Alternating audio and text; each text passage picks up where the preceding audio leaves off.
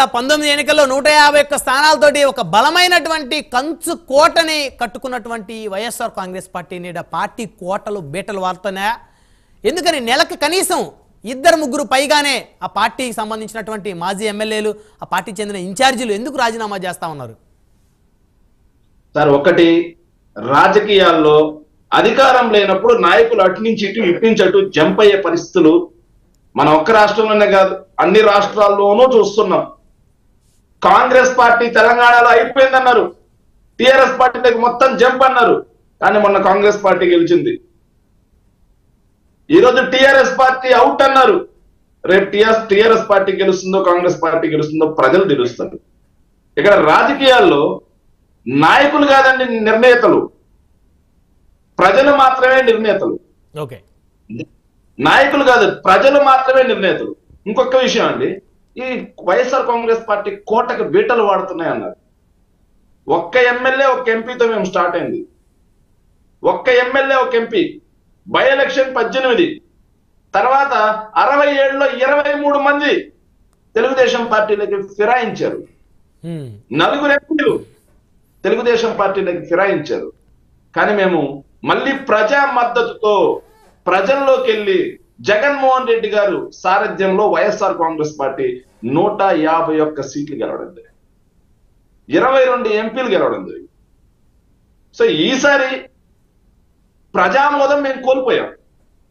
రాజకీయాల్లో గెలుపు ఓటమి అందరికీ కోల్పోయారా? ప్రజామోదం కోల్పోయి ఒప్పుకుంటారా ఇప్పుడు? ఎస్, 100%. ఎన్నికల్లో ఓడిపోయారు. అవును, ప్రజల ఆమోదం ఉంటే ఎన్నికలు ఎందుకు ఓడిపోతాం?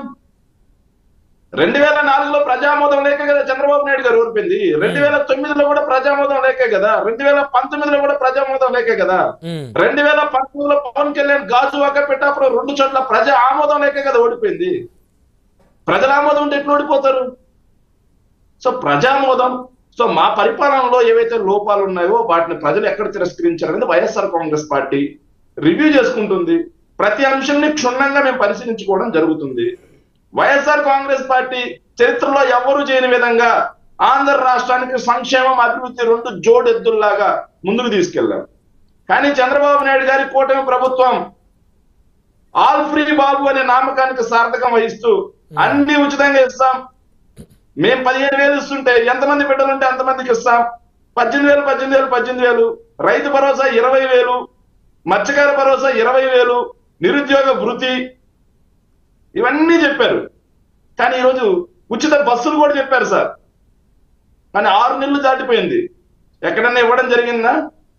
ఆల్రెడీ ప్రజల్లో కూటమి ప్రభుత్వం 14 లక్షల కోట్ల అప్పు అని చెప్పి ప్రచారం చేసింది. కానీ తీరా 6,46,000 కోట్లను కూటమి ప్రభుత్వమే తేల్చింది అని చెప్పి ప్రజల్లో చర్చ మొదలైంది. రంగు 4,000 కోట్లు అన్నారు, కానీ అది తప్పు అని ప్రజల్లో చర్చ మొదలైంది. అన్ని అంశాలు వీళ్ళు తెచ్చే 32,000 మంది మహిళల మిస్సింగ్ దగ్గర నుంచి అభివృద్ధి లేదు అనే అంశం కూడా సార్. అభివృద్ధి లేకపోతే జిఎస్డిపి 6 లక్షల కోట్ల నుంచి 14 లక్షల కోట్ల రూపాయలకి ఎట్లా పెరిగింది? రాజ్యసభలో కేంద్ర ఆర్థిక సహాయ శాఖ మంత్రిగా ఉన్నట్టు పంకజ్ చౌదరి గారు వైవి సుబ్బారెడ్డి గారు అడిగిన ప్రశ్నకి సమాధానం ఇచ్చారు. 6 లక్షల కోట్ల రూపాయలు ఉన్నటువంటి రాష్ట్ర జిఎస్డిపి 14 లక్షల కోట్లకి 2024 ఎట్లా పెరిగింది? రాష్ట్రం అభివృద్ధి లేకపోతే. అభివృద్ధి లేదన్నారు. వీళ్ళు ఈ రోజు మంచి ప్రభుత్వం సార్, నవ్వుకున్నాను సార్. ఈ రోజు నేను మంచి ప్రభుత్వం అని చెప్పేసి వాళ్ళ పోస్టులు చూసాయండి తెలుగుదేశం పార్టీది, అందులో రాసుకున్నారు sir NTPC green hydro power project వస్తుంది అని చెప్పేసి సార్ 70,000 కోట్లతో. వైఎస్ఆర్ కాంగ్రెస్ పార్టీ కృషి అది. వైఎస్ఆర్ కాంగ్రెస్ పార్టీ విశాఖ సమ్మిట్ లో ఎంఓయూ చేసుకోవడమే కాకుండా ల్యాండ్ అలాకేషన్స్ మొత్తం చేసి అన్ని అనుమతులు ఇచ్చింది వైఎస్ఆర్ కాంగ్రెస్ పార్టీ. దాన్ని వాళ్ళు దానికి ఎవరికో పుట్టిన బిడ్డను తమ బిడ్డ అనే విధంగా దాన్ని వాళ్ళ ఖాతాలు వేసుకుంటున్నారు సార్.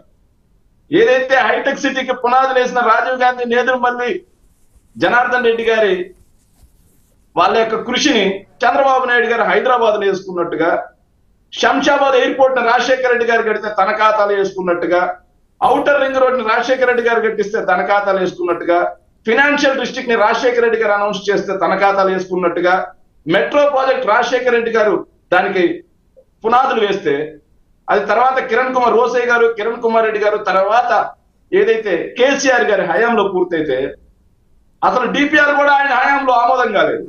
దాన్ని తన ఖాతా చేసుకున్నట్టుగా ఈ రోజు వైఎస్ఆర్ కాంగ్రెస్ పార్టీలో మేము అధికారంలో ఉన్నప్పుడు చేసినటువంటి మంచి పనులను కూడా తన ఖాతాలో వేసుకునే విధంగా ముందుకు వెళ్తున్నారు. అంటే చంద్రబాబు గారు ఏం చేయలేదు, అన్ని తన ఖాతాలో మిగతా వాళ్ళు చేసి వేసుకున్నారంటారు, అంతేనా?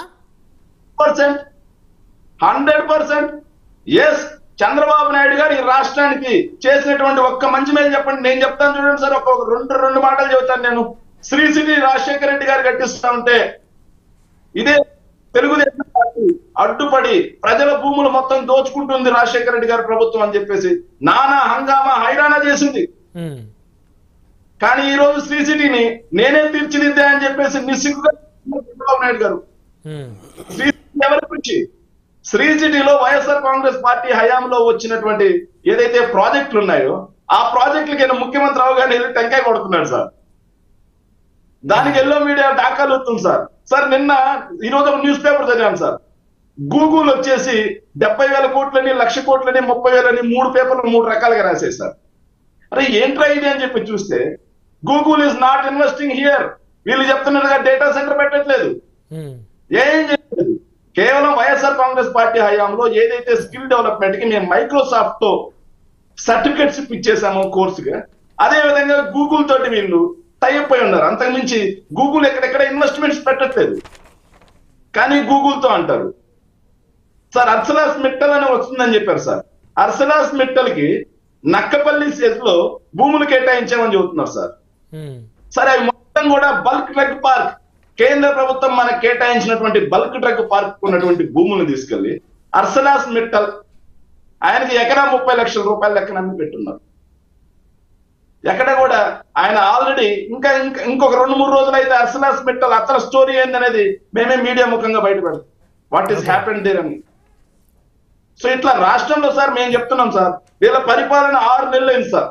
సూపర్ 6 ఎక్కడ 70,000 కోట్ల రూపాయలు అప్పు చేశారు సార్. 70,000 కోట్ల రూపాయల అప్పు. వాళ్ళు ప్రతిపక్షంలో ఉన్నప్పుడు రాజధానికి ₹1 కూడా అక్కర్లేదు, ఇట్స్ సెల్ఫ్ ఫైనాన్స్డ్ సిటీ అన్నారు. అనలేదా సార్? మీ మీడియాలోనే కదా చర్చల కార్యక్రమాలు పెట్టారు సెల్ఫ్ ఫైనాన్స్డ్ సిటీ అని. మరి ఈ రోజు 15,000 కోట్ల రూపాయలు Asian development bank and world bank ఇద్దరు కూడా లోన్ శాంక్షన్ చేశారు అని చెప్పేసి ఒక ఐఏఎస్ గారు చెప్తుంటే క్లాప్స్ కొడుతున్నారు. హడ్కో నుంచి ఇంకో 10,000 కోట్లకు పైగా రుణాలకి వెళ్తున్నారు.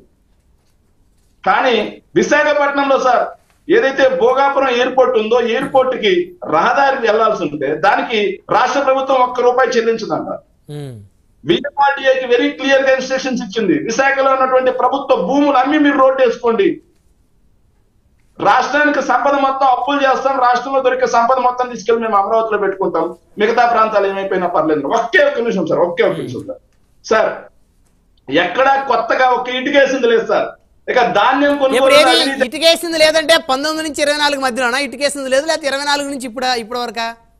19 నుంచి 24 మధ్యలో ఇటుకేసామో లేమో 15,000 సచివాలయాలు చెబుతున్నాయి, 10,000 విలేజ్ క్లినిక్లు, ఆర్బీకేలు, డిజిటల్ లైబ్రరీలు, మెడికల్ కాలేజీలు, పోర్ట్లు, ఫిషింగ్ హార్బర్లు, అదే విధంగా విమానాశ్రయం చెప్తా ఉంది. అమరావతి అనుకుంటున్నాను, మీరు అమరావతి గురించి చెప్తున్నారేమో ఇటుకేసింది లేదని. ఇటుకేసామో లేదని అవి చెప్తున్నాయి. గ్రాఫిక్స్ లో సార్ మా రియాలిటీలో ఉంది. ఒక్క నిమిషం సార్. ధాన్యం కొనుగోలులో అవకతవకలు సార్. ఇసుక మాఫియా, ఉచిత ఇసుక లేదు సార్. ఈ రోజుకి ఉచిత ఇసుక అనేది మాఫియాగా తెలుగు తమ్ములు దోచుకోవడానికి జోబి సంస్థగా మారిపోయింది. Liquor mafia. ఇక ఫీజు రియంబర్స్మెంట్ చెల్లించక విద్యార్థులు అల్లో లక్ష్మణ అంటూ ఆత్మహత్యలు చేసుకునే పరిస్థితికి వచ్చున్నారు. ఆ బకాయిలు చెల్లించండి సార్. గవర్నమెంట్ వచ్చింది 6 నెలలైంది, ₹1 ఫీజు రియంబర్స్మెంట్ కి విధిలించిన పాపాన పోలేదు. ఇక పోర్ట్లు, మెడికల్ కాలేజీలు అయితే సార్ దుర్మార్గంగా తన అనుమతులైనటువంటి ప్రైవేట్ సంస్థలకి కమిషన్ల కోసం ఇంతకు ముందు ఏదైతే 95 నుంచి 2004 మధ్యలో పిఎస్యు పబ్లిక్ సెక్టార్ యూనిట్స్ అన్నింటినీ కూడా ప్రైవేట్ పరం చేసినట్లుగా ఈ రోజు పోర్ట్లను కూడా ప్రైవేట్ పరం చేసి, ప్రభుత్వ పోర్ట్లని ప్రైవేట్ పరం చేసి, ప్రభుత్వ మెడికల్ కాలేజీని ప్రైవేట్ పరం చేసి కమిషన్లు దోచుకోవడానికి పోతా ఉన్నారు. రైట్, మళ్ళీ వస్తాను శేఖర్ రెడ్డి గారు మళ్ళీ మాట్లాడదాం. అవన్నీ కాదు ఇప్పుడు మనం ప్రధానంగా దీంట్లో మన చర్చలో ఇప్పుడు ఎవరైతే తాజా మాజీలు వెళ్ళిపోతా రకరకాల మాటలు చెప్తూ ఉన్నారు. అది సరే, మీ వర్షం మీరు చెప్పారు, మళ్ళీ మాట్లాడుదురు. మనతో దాసరి కిరణ్ గారు ఉన్నారు, జనసేన పార్టీ